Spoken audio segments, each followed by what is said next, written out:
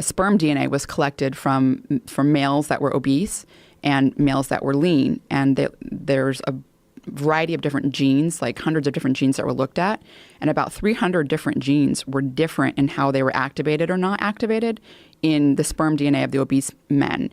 And a lot of those genes had to do with cognition, learning, memory, and metabolism.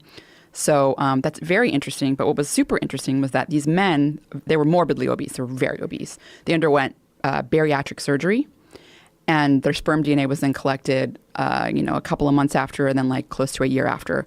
And as time went on, their sperm DNA looked like the lean people. So Wow.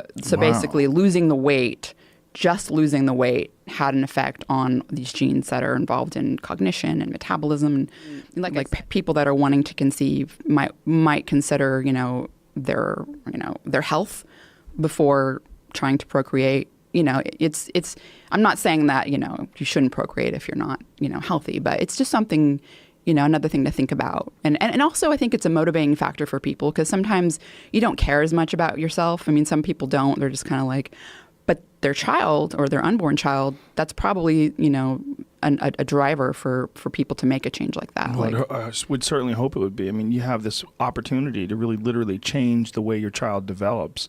And it's just by your discipline. Right. Just by whether or not you're taking care of your own body. You can literally change the future of your child. So because you're saying that these genes that are in this obese man's sperm, the way they're represented, that's going to be passed on to the kid. Yeah. Versus the lean version of him. Those genes will be passed on to the kid. The kid literally will have a different starting point in life. A different starting point. It's totally crazy.